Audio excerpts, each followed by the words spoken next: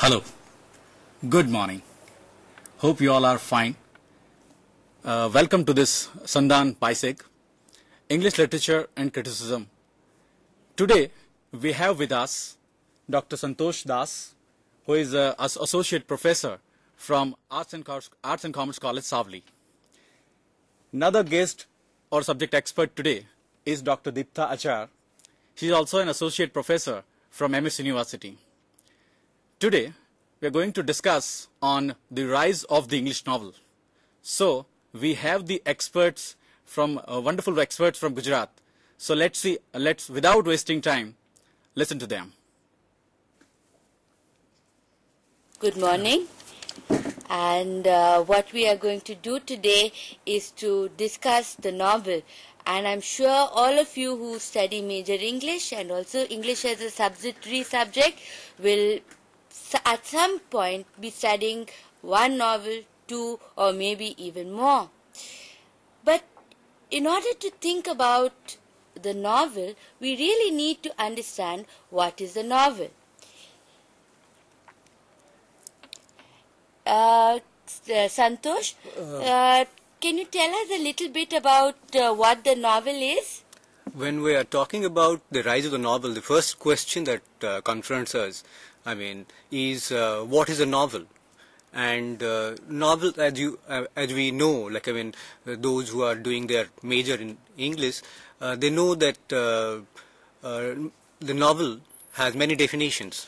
Please look at the slide. There is no one definition which will satisfy you entirely, because this is a form which has grown over 300 years, and many literary writers, historians, critics have defined it differently, and there is one definition differs from another because the literary historians or literary critics understanding of the history of the form is different.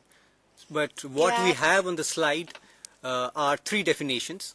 The first definition, as you can see on your screen, is it reads an extended fictional work in prose, usually in the form of a story. So look at this definition, and you can read that this is the first definition talks about an extended fictional work.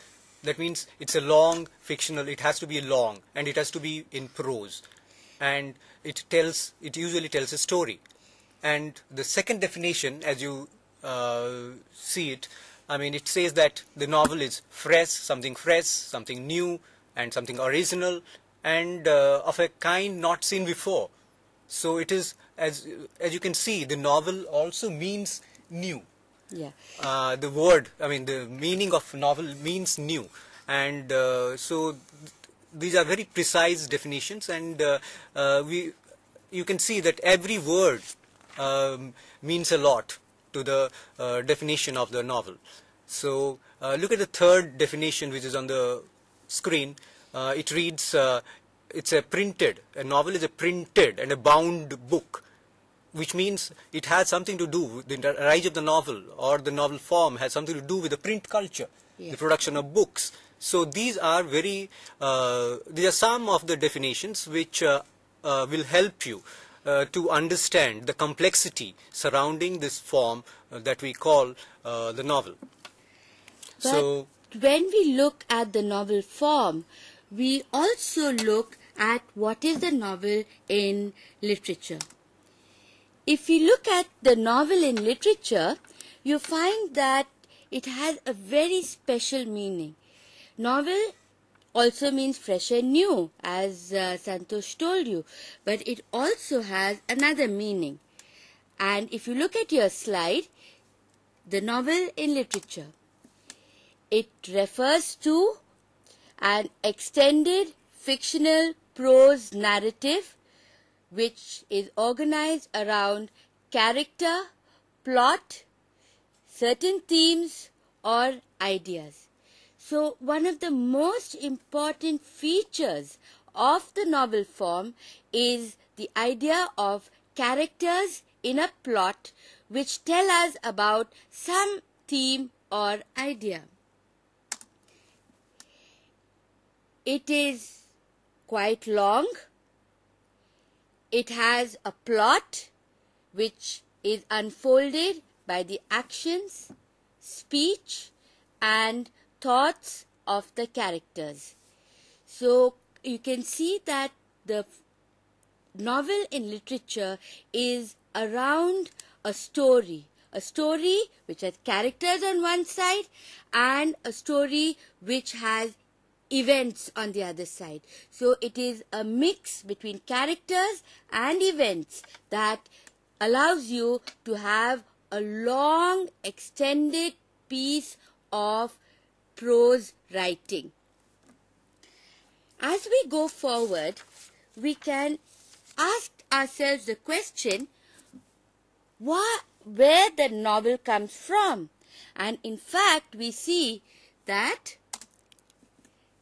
if you look at your screen, as you see on your screen, the novel is, although the English word novel, I mean, you are very familiar with this, but it has many points of origin. It's a form which grew up in Europe at different points of time. And in Italy, for example, you call a novel novella, and in French it is called novelette, and in Spanish it's called novella, and in Gujarati, for example, we call it novel katha. So novel as a form has different points of origin, and novel, when we are talking about the English novel, we should keep in mind that it's a novel, it's a form which grew in Europe at different points of time, and it also came to India. Yeah. However, if you look at your slide, the term for novel in most European languages except English is roman. And this has been derived from the medieval term romance. Santosh, what are you talking about romance? Is it like Jab We Met or Dil To Pagal Hai? No, when we are talking about romance in the context of the novel form, I mean, it has a special connotation, it has a special meaning. So romance, usually we associate it with medieval romances that grew up particularly in medieval England and in medieval Europe. And these romances, like, I mean, usually they are traced back. I mean, the origin of the romance is traced back to, for example, Boccaccio's Decameron. Yeah. And in England, for example, it starts with Malory's Morte d'Arthur. So these are romances which grew up in England. If you look at your slide, you'll see the definition of a romance. It's a literary genre of high culture, that is, of the upper classes. Romance or chivalric romance is a style of heroic prose and verse narrative that was popular in the aristocratic circles of high medieval and early modern Europe. That is, romances were written approximately in the 13th and 14th centuries.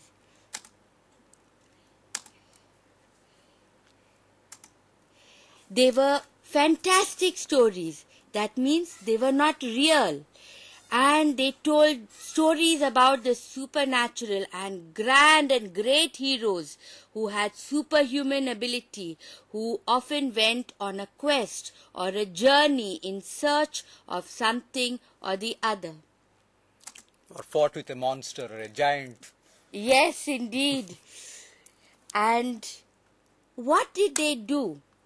If romances told fairy stories and stories of history, but by the 17th century they were completely out of fashion and a new style of writing came into being. So, Santosh, can you tell us a little about this new kind of writing? Yeah. But before that, perhaps you could tell us about classical romances?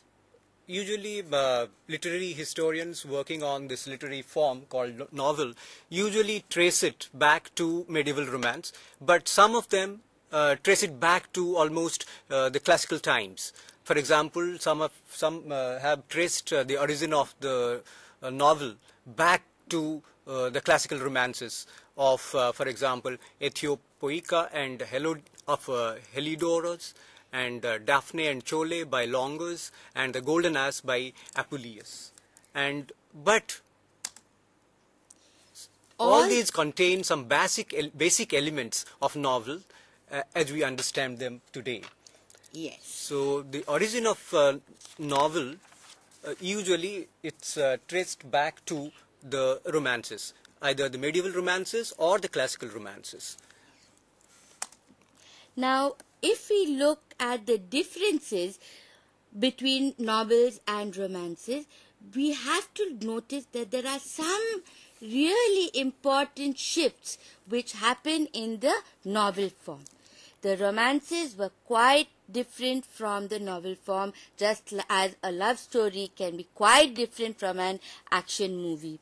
So, if you look at your slide, you will see two quotations which can tell you about the difference between the romance and the novel. Santosh, can you read out the characteristics of the romance? This is actually a quotation which we have taken from Congreve's Incognita. Yeah. Congreve, we know him as a dramatist, but actually he is the one who has written the first novel. He has in fact called this his Incognita a novel. So in that book he writes, romances are composed of the constant loves and invincible courage of heroes and heroines, kings and queens, mortals of the first rank. I mean, that's how he defines the romance. And he defines the novel away from the romance. And he says a novel is, he says novels are of a familiar nature. They come near us and represent to us intrigues in practice. They delight us with accidents and odd events, but not such as are wholly unusual. Romances give more wonder, novels more delight. So you look at these definitions which Congreve gives of the romance and the novel, and this is happening in the beginning of the 18th century. So the novel form was in fact defining itself from a form which was earlier. I mean, usually one traces the origin of the novel to the romances, but this is where the novel actually breaks away from the romance. If you look at the next slide, you can clearly make out the difference between the romance and the novel. The romance has elaborate diction, distant settings in the past, fantastic happenings. Yeah, and whereas the novel is usually set in the present or recent past, more spontaneous, written in plain prose, and it's about practical and plausible situations. This is how the novel is usually defined away from the romance. Now we come now to a new form, and this is a form that takes its place between the romance and the novel. So there was not a sudden jump from the romance to the novel, but instead between the romance and the novel there was another form, and that form is called prose narratives. So what are these prose narratives, and when were they written? Yeah. Particularly literary historians who want to be more precise, they usually trace the origin of the novel to prose narratives and not the romances, because the romances were mostly were written both in verse, in prose. Whereas historians who want to be more precise and who want to see novel as a prose, as a form written in prose, they trace the origin of the novel to prose narratives. And the first prose narrative in English was Malory's Morte d'Arthur, 1485. This started the tradition of telling stories in prose. And in fact, we can say these early experiments led to the beginnings of the prose narrative. Now let's go on to the definitions of a prose narrative.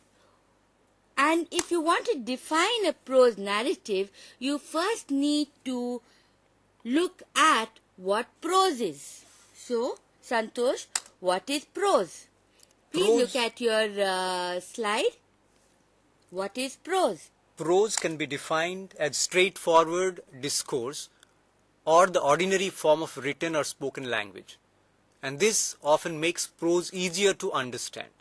So prose is something that is easier to understand because it is usually the spoken form of the, uses the spoken form of the language. Yes.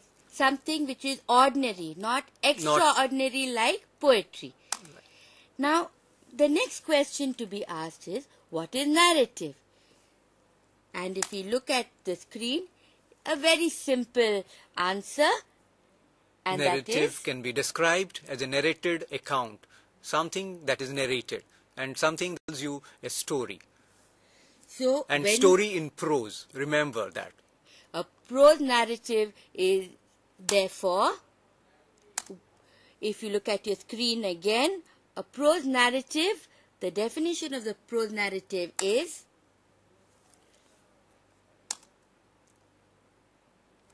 it's very simple. Writing that tells a story, non-poetic writing. That is crucial. So, prose narrative has a story, and it is a story which is told in prose.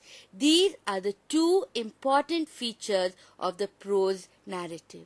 But then, if even a novel has prose, and even a novel is also a narrative, so what do you do then?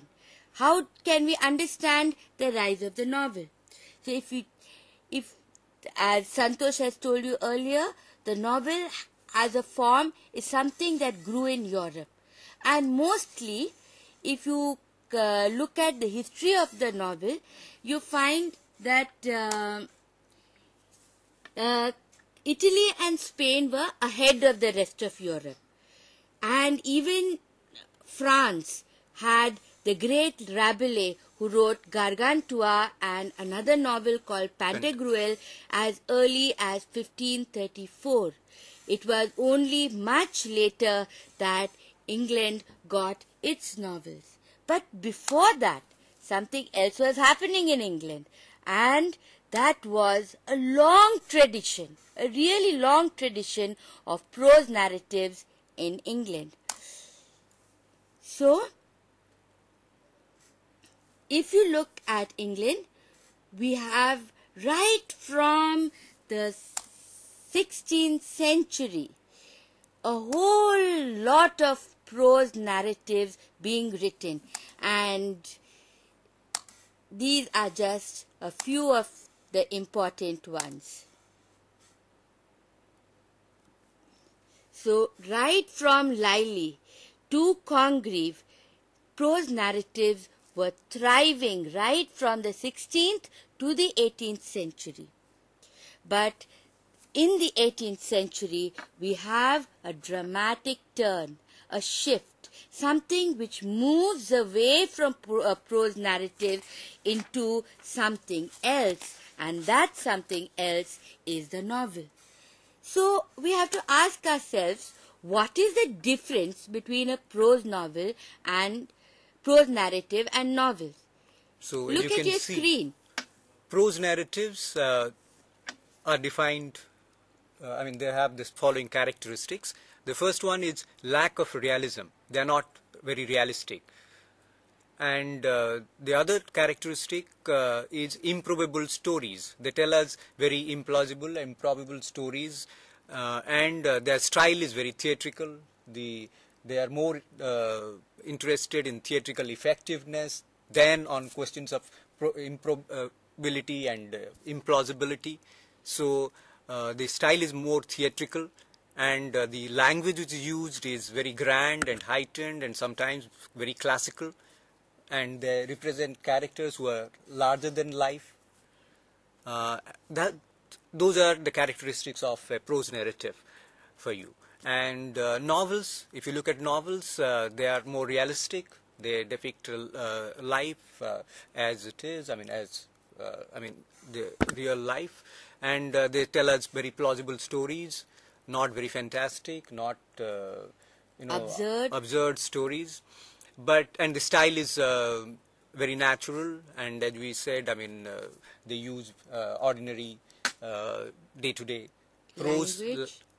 And then there is the language is very communicative, and they represent characters which are lifelike, which are very close to you, and which are like they resemble you more. Yeah. If you look at the two pictures on your screen, on one side you have the picture of Gulliver tied up by the Lilliputians.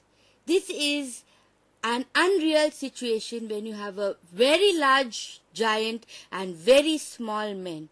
This is an example of lack of realism. On the other side, you see the image of Robinson Crusoe, and he seems natural, lifelike, and we can imagine ourselves to be in his place as well. And it is an interesting the way you have juxtaposed these two novels. Yeah. Gulliver's Travel on the one hand and Defoe on the other, Robinson Crusoe. These are very crucial juxtapositions in the sense that's why novels, when we talk of the first English novel, though Swift's Gulliver's Travel was published earlier to Defoe's Robinson Crusoe, nobody traces the origin of the novel or the first novel as the Gulliver's Travel. Nobody talks about this. Whereas people talk of Robinson Crusoe as the first English novel. But if you look at the similarities between novels, prose narratives and romances, you find that it's not true that novels, prose narratives and romances only have differences. They have very important similarities as well. Yeah, they are mostly in prose. Of course, you have some verse romances, but mostly they are written in prose, and they are fictional, and all of them they tell stories, and all carry elements of plot, character, location, and diction. They have a particular. So if you all have a paper and pen handy, this is the time to note these similarities down. Prose, fictional character, tell a story, elements of plot, character, location and diction.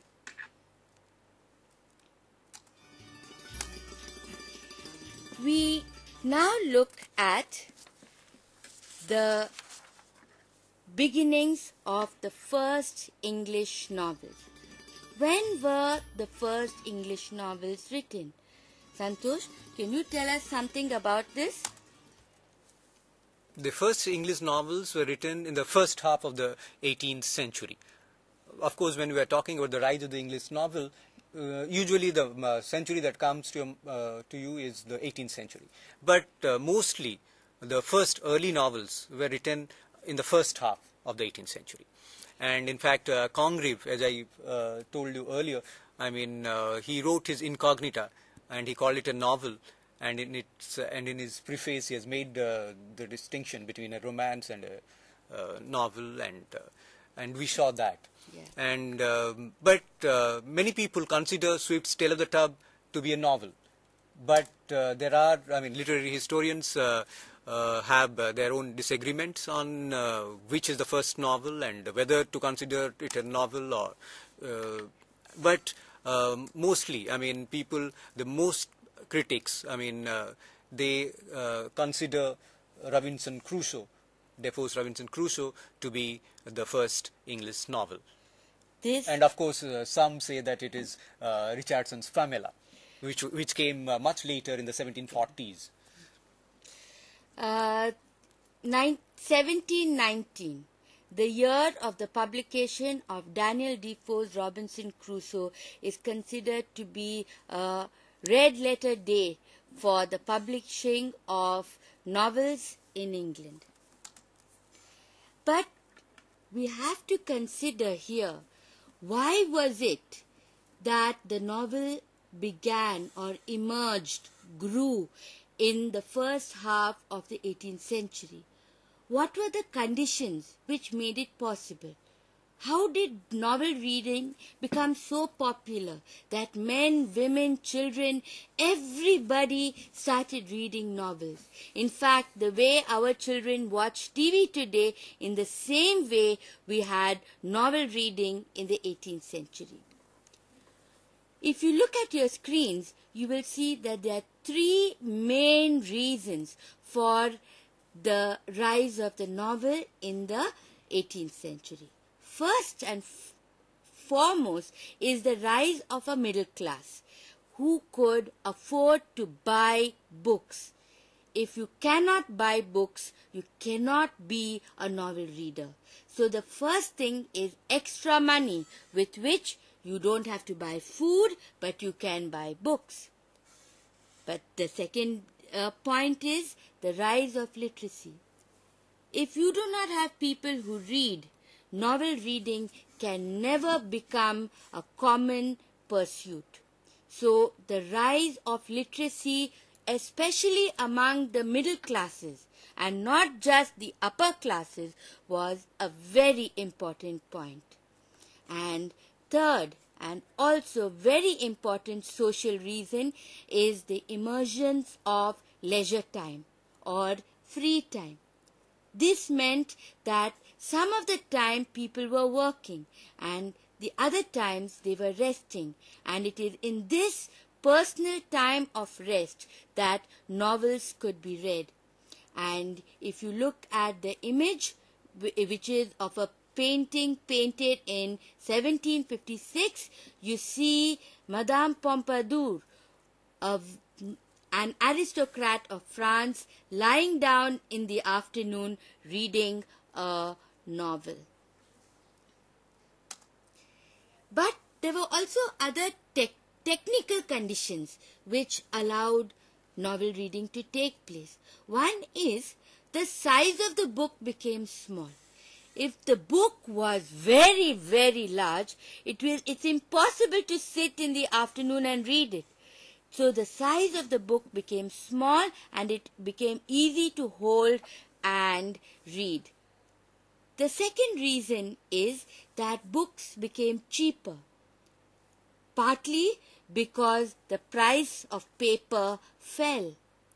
And thirdly, since many people were buying books, because of the quantity of books being sold, that was a third reason for books becoming cheaper.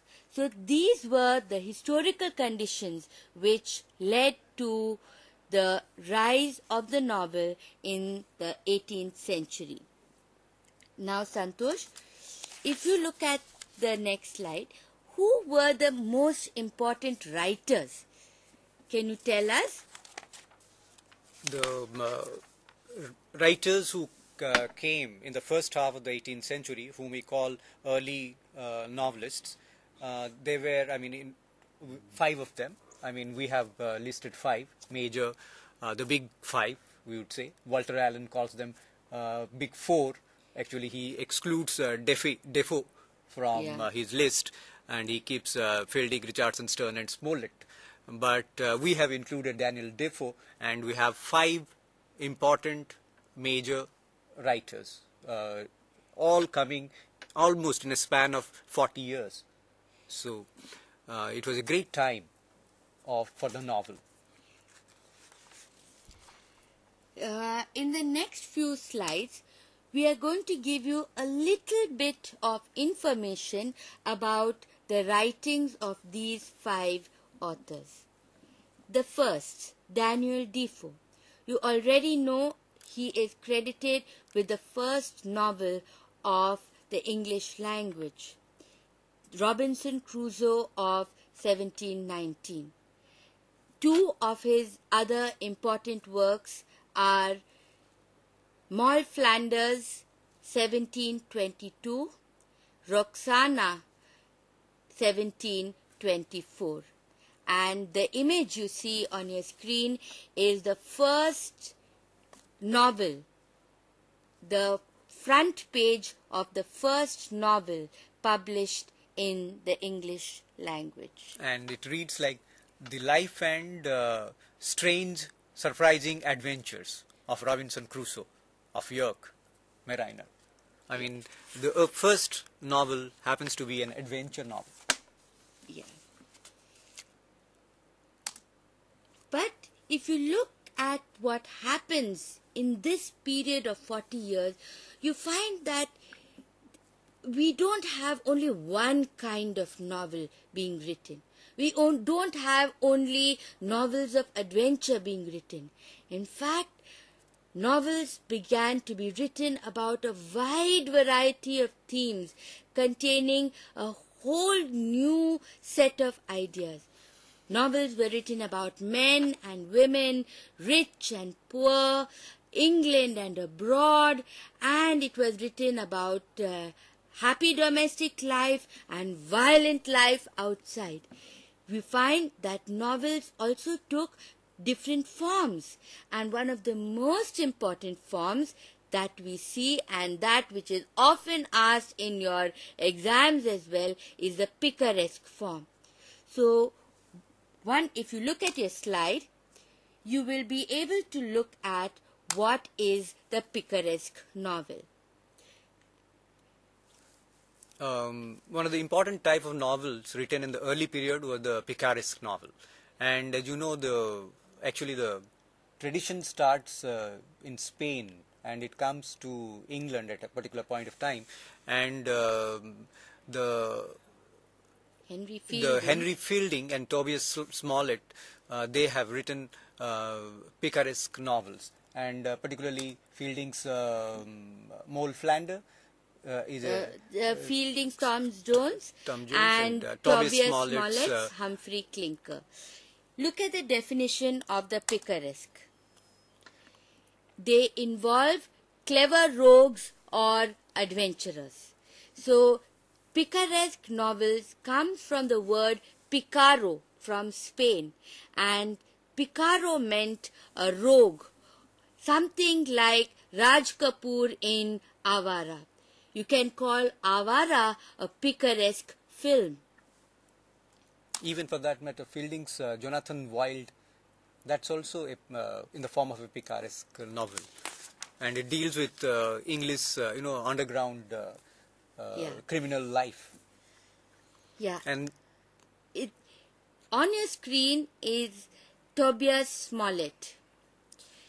He is not as famous as Henry Fielding, but his novels were also important during this time.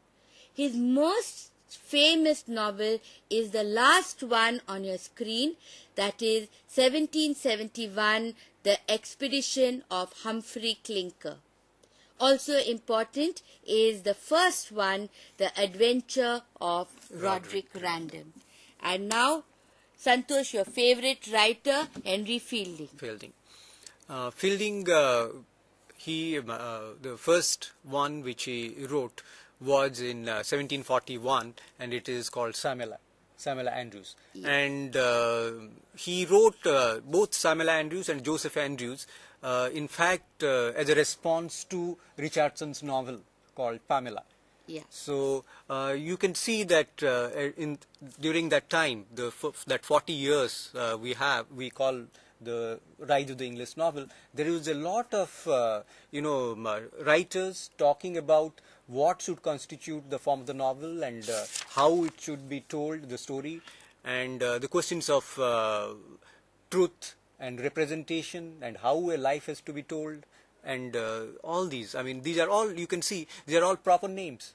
All the stories which are told in early 18th century England were proper name stories. Just novels. Look at that. Look at all the... Moll Flanders, Robinson Crusoe, Tom Jones, Humphrey Clinker, Roderick Random, Pamela, Shamila, all these novels are based on the proper name or the individual. Another kind of novel which was very important in the early period is the epistolary novel. Do please write these two words down, picaresque and epistolary. Epistolary refers to a novel written as a series of documents, usually letters. So the whole novel is composed of letters written by one person to another. Sometimes epistolary novels have both the letter to a person and a letter from a person. But the most important point is that the whole novel is composed of letters alone. Santosh? In fact, Samuel Richardson's Pamela is written entirely in the form of letters, and this letter writing as a genre was very popular in the 18th century. So when the first novelists, when they started writing novels, they usually used this popular form, which was already established and which was already doing well as a genre. And they used it to their advantage, and that's why, I mean, during this time, particularly in the early part of the 18th century, you see, letters being used in the novel as if that is the form that novel is to take.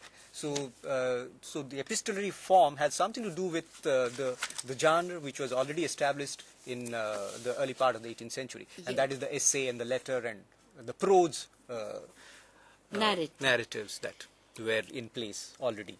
Apart from these writers, we have the eccentric genius Laurence Sterne. Laurence Sterne has basically written only one important novel, and that is The Life and Opinions of Tristram Shandy, Gentleman. And this novel he wrote in 3 volumes in 1759. What is important about Tristram Shandy is that it does not only tell us about the life of Tristram Shandy, but it tells us about a whole range of other things. It does not give us the story in a line or a linear narrative. Rather, it goes all over the place, telling us sometimes about the village and sometimes about Tristram Shandy's thoughts. Tristram Shandy is supposed to have influenced the postmodern novel of today. So, now we move to a very important part of today's lecture, and at this point, student friends, I strongly suggest that you should have a paper and a pen handy, because this is something which will help you to understand the novel form in a better way. And what we are going to talk to you about now is about the characteristics of the early novel. If you look at your slide, you see the first one way of characterizing the early English novel is the rejection of traditional plots. No more stories from the medieval romances. No more stories from mythology or the Bible. But we have new contemporary stories and plots.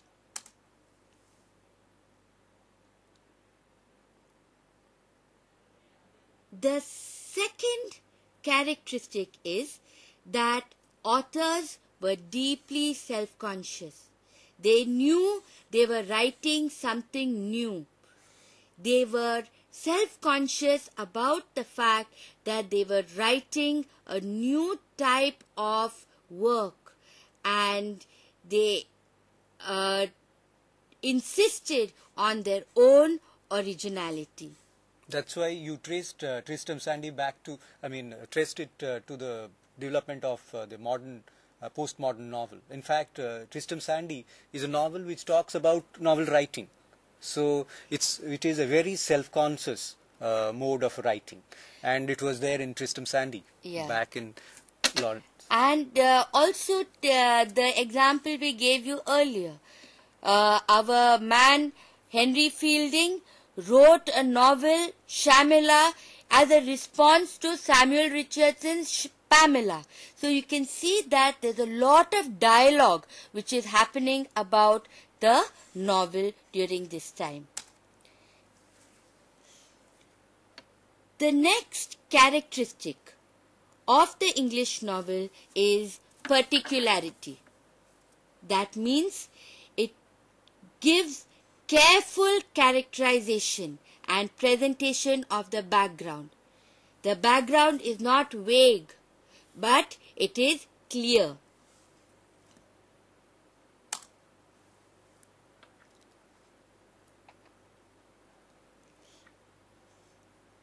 The next characteristic is emphasis of character and consciousness of time.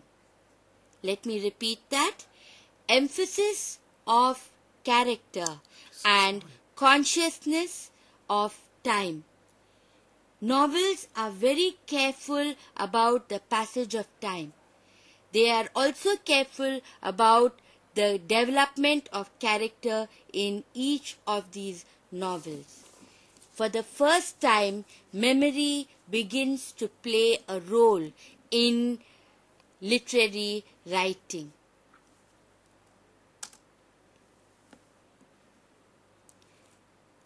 The next characteristic, the fifth characteristic, is specificity in setting. Let me repeat that. Specificity in setting. That means the place and time are known and fixed. The locations are exact. They belong to specific villages, specific towns, and in a recognizable past. And ultimately, the whole novel gives a feeling of complete authenticity. When we read a novel of the 18th century, we feel as if we were in 18th century England because of the realism with which the novels were written. But this is not the only way to characterize the early English novel.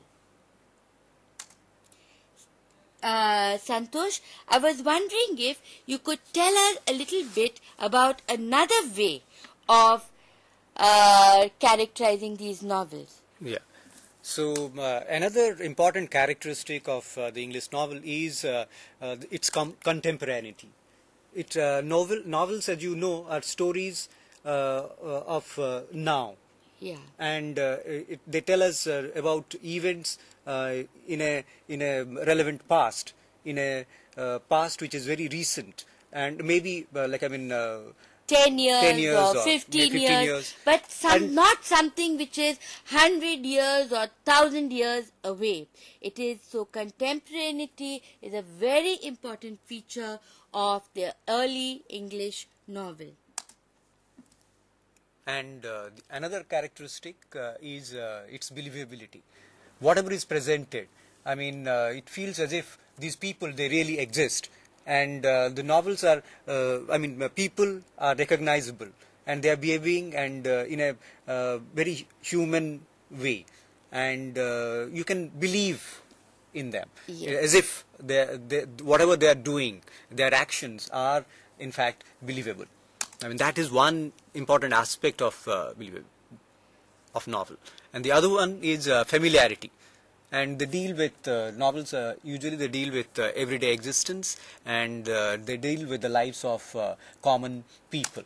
That was a major characteristic of the English this is novel. where the novel moves away from the earlier prose narratives and the romance. Yes. So the believability, the contemporaneity and familiarity of the setting, of the time, of the characters were important features of the 18th century novel.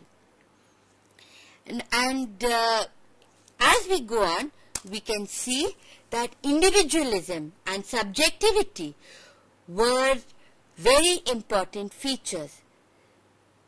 The crucial difference between romance and novel was that the characters in novels were very conscious of themselves as persons, whereas the characters in romances only had a role to play. So there is a big difference in the characters of romances and the characters of novels. That is, self-consciousness is something very important in the novel.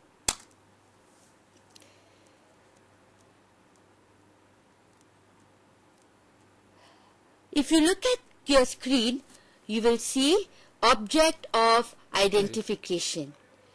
That is, the readers of the novel felt, because the novels were written so believably, readers felt that I can feel what the heroine is feeling, or I can feel what the hero feels. It is, we don't feel that they are far away and separate from us. We feel that the characters are like us and we can feel their feelings. So there was a great closeness between readers and characters. And don't forget, these readers, who were these readers? These readers were, I mean, from the middle class. So the middle class life was the stuff of the novel. And that's why usually the middle class was able to identify itself with the middle class settings, the middle class characters and life in middle class England. Households.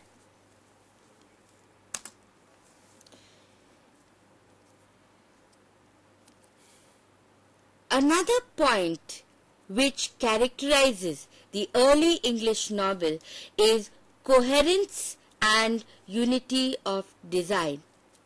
Let me repeat that. Coherence and unity of design. That is, there is a sense that the novel is constructed into a systematic whole. The novel did not feel as if यहाँ एक टुकड़ा है, वहाँ एक टुकड़ा है, but it felt as if it was one consistent pattern. We felt that there is a pattern in the novel, and that is something which is very special about the early English novel. And finally, it also has elements of fragmentation. Since the novel form was long, not a few pages but hundreds of pages, the author had the freedom to comment on other things and not just tell the story. So the freedom to digress was also a very important characteristic. And the aspect of inclusivity. That's also an important aspect of the novel. Can you explain that? Because although these novels were based on middle class life, there were so much to offer, on offer for the low classes to identify themselves with the characters. So, we shouldn't forget that in fact the Pamela is a story, it tells the story of a servant girl. And so you can see a servant being the heroine of a novel. So the low class was kind of identifying itself with the characters portrayed in actually a middle class setting or middle class I household. see. I feel so. What you mean by inclusivity means including the upper classes, the middle classes, and the lower classes in the setting, story, and characters of the novels. So that is why I understand that novels was a dynamic and a thrilling form in the 18th century.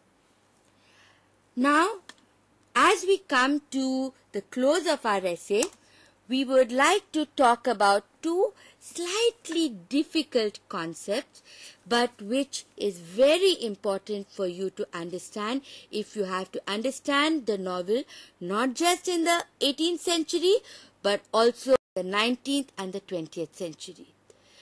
By this, we are referring to two concepts. One concept is realism and the other concept is individualism. What do these concepts mean and why are they important for the novel? Once we cover these two topics, we will stop and you could ask us any questions if you have any. So, let's go now to realism and the novel. If you look at your slide, you look at the concept of realism. What is realism? It is a theory or practice of being true to nature or showing real life, accurate representation without idealization of everyday life. That is, to tell the truth about the world, not to show a rosy picture of the world. 18th century works of Defoe, Henry Fielding, Tobias Smollett are among the first examples of realism. One thing that happened through realism and the novel was that realism became the method or the convention for writing novels. So much so that the novels were so authentic that people started confusing between fact and fiction. Many of the novels that were written in the 18th century called themselves histories. Now, we all know that histories represent facts, whereas literature represents fiction. But realism allowed these realistic novels to be called histories of various characters. Now, if you look ahead, we can see that realism is a technique or a method that was born with the novel. There is realism in films also, but it is in the novel form that it was born.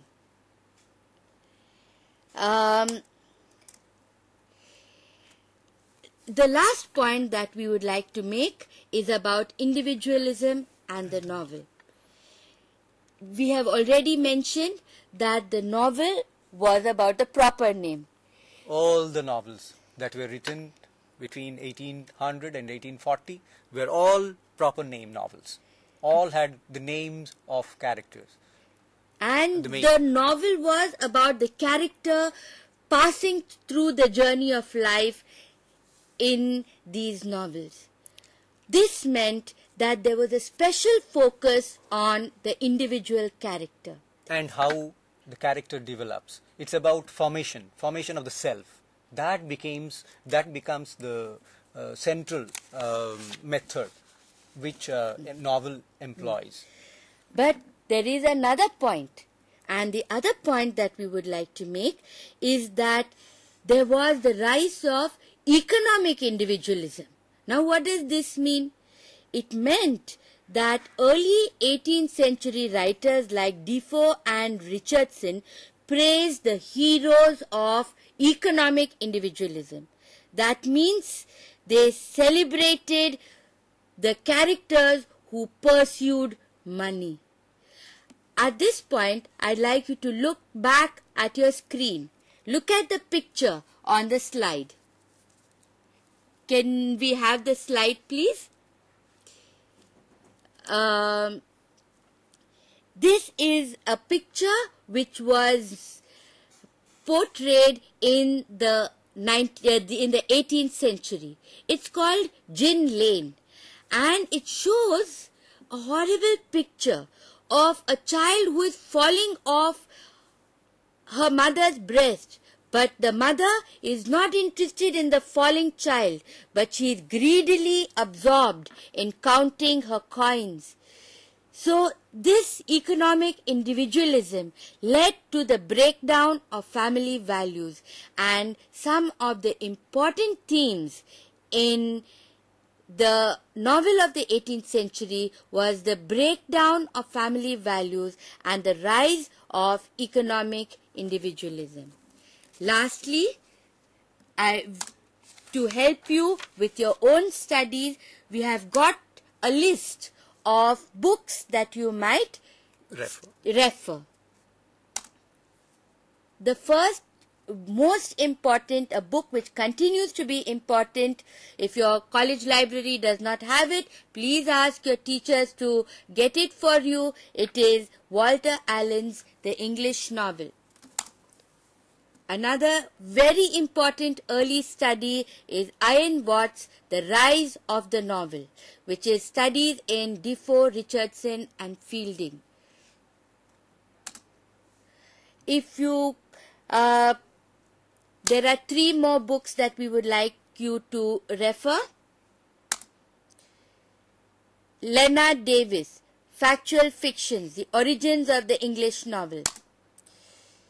Michael McKeown, The Origins of the English Novel 1600 to 1740. And finally, David Amigoni, The English Novel and Prose Narrative. Apart from these, I think they should also look up books by Lewis, both the husband and wife, and also Raymond Williams, for a more comprehensive and careful study of the novel.